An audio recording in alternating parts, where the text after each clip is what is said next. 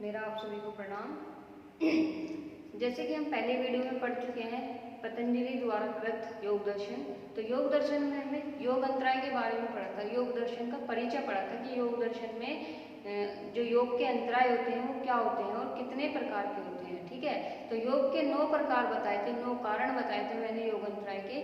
व्याधि, स्त्यान, संशय, प्रमाद, आलस्य, अवृत्ति, भ्रांति, दर्शन, अलब्ध भूमिगत, अनवशिष्टत्वानि, विक्षेपास्ते। ठीक है, ये चित्त के विक्षेप होते हैं, चित्त के 9 अंतराय होते हैं। ठीक है, तो आज हम पढ़ेंगे पहला अंतराय जो हमारा व्याधि है, व्याधि के बारे में थोड़ा सा पढ़ेंगे। ठीक है, तो व्याधि क्या होता है? व्याधि को बोलते हैं रोग।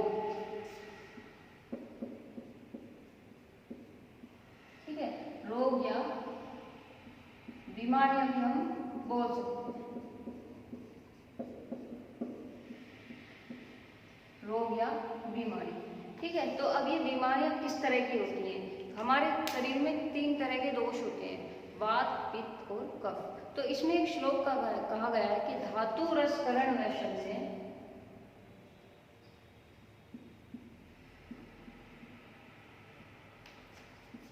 धातु रस करण वैषम्य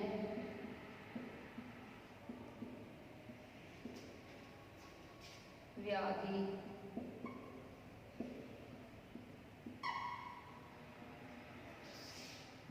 ठीक है, तो व्याधि के बारे में कहा है कि धातु रस करण वैषम्य व्याधि। अब हम थोड़ा सा धातु के बारे में पढ़ते हैं कि धातु आखिरकार है क्या। ठीक है, धातु, तो धातु के बारे में मैंने आपको बताया कि चित्त जो हमारे शरीर में त्रिदोष होते हैं, तो ये धातु मतलब कि व्याधि होती क्या है? रोग होता है एक तरह से। व्याधि को हम रोग बोलते हैं, आदि और व्याधि। तो ये शारीरिक और मानसिक बीमारियां होती हैं हमारे शरीर में। तो ये बीमारियां किस वजह से होती है, किस कारण से होती है? तो हमारे शरीर में धातु जो होती है 3 धातुएं होती है। कौन कौन सी होती है? वात, पित्त और कफ। तो वात, पित्त, कफ, ये 3 तरह की हमारी धातुएं होती है, वात, पित्त, कफ। तो इन्हीं को ही त्रिदोष बोला जाता है और इन्हीं को ही त्रिधातु बोला जाता है। तो जब ये त्रिधातु या तो हमारे शरीर में अधिक हो जाती है या कम हो जाती है, मतलब कि इनकी हमारे शरीर में विषमता, मतलब कि इन तीनों में से अगर एक में भी विषमता आ जाती है कि अधिक हो जाता है, मतलब बढ़ जाता है या घट जाता है, तो हमारा शरीर क्या है? अनेक रोगों से ग्रस्त हो जाता है। अर्थात हम इस बारे में ये कहेंगे कि जब ये 3 धातुएं विषम अवस्था में होती है, विषमता होती है, विषम अवस्था, जब ये विषम अवस्था में होती है तो इनको बोला जाता है त्रिधातु, त्रिदोष, सॉरी माफ कीजिएगा, त्रिदोष। ठीक है, तो इनको बोला जाता है त्रिदोष। और जब यही तीनों अवस्थाएं समान अवस्था में होता है, समता में होती है, सम अवस्था में होती है, समान अवस्था, तो ये त्रिधातु हो जाता है।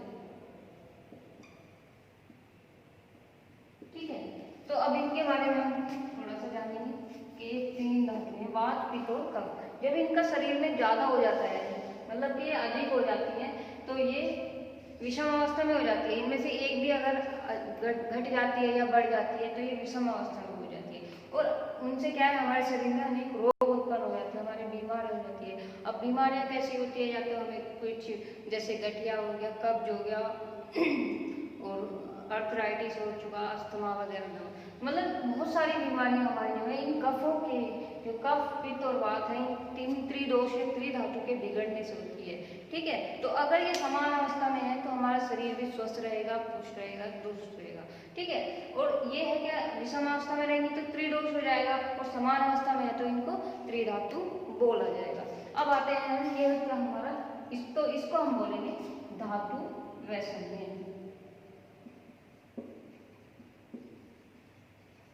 तो इसको बोलेंगे धातु वैषम्य। अब आते हैं हम सेकंड पे, रस, रस वैषम्य।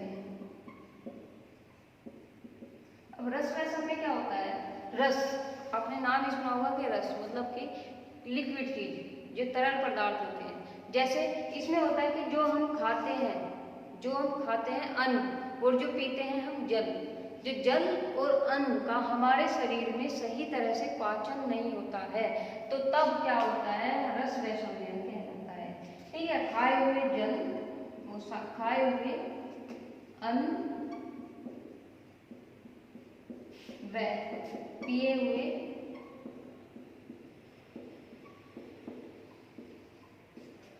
जल का सही तरह से परिपाक अर्थात पाचन नहीं हो पाता है।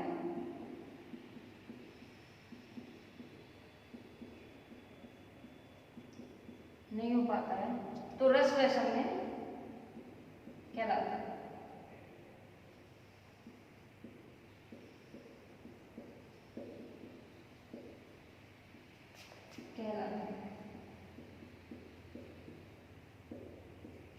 ठीक है, तो रस व संयम में हमने देख लिया है कि जो हम खाते हैं, जो हमारा अन्न है, हम जो जिसको ग्रहण करते हैं, पोषक तत्वों को ग्रहण करते हैं, और जब पेय पदार्थ लेते हैं, जल आदि हो गया, जूस वगैरह हो गया, ठीक है, जो लिक्विड तरह के होते हैं, तो उनका हमारे शरीर में, हमारे आमाशय में सही तरह से परिपाक मतलब कि पाचन नहीं हो पाता है, तो वो एक रस व संयम। व संयम का अर्थ होता है विष, तो वो क्या है, हमारे शरीर में विष के समान होता है। अगर उसका सही तरह से पाचन होता है तो वो रस कहलाता है। ठीक है, अगर उसका सही तरह से पाचन नहीं हो पाता है इन सब चीजों का, तो वो रस व संयम कहलाता है।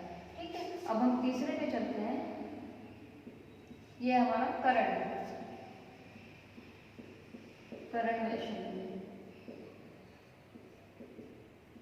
करण व संयम में क्या होता है, इसमें हमारी जो ज्ञानेंद्रियां होती है और कर्मेंद्रियां होती है। ज्ञानेंद्रियां और कर्मेंद्रियां। ज्ञानेंद्रियां हमारी कौन कौन सी होती है, आंख, नाक, जीभ, त्वचा। ठीक है, और कर्मेंद्रियां हाथ, पैर, गुदा, द्वार, आमाशय वगैरह ये होती है। तो ये जब हमारे सही तरह से कार्य नहीं करते हैं तो वो करण व संयम के अंतर्गत आता है। अर्थात हम इसमें लिखेंगे कि कर्मेंद्रियां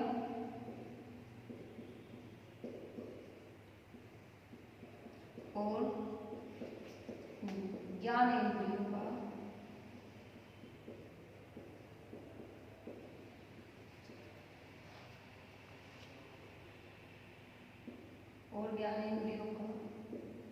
सही तरह से कार्य न करना।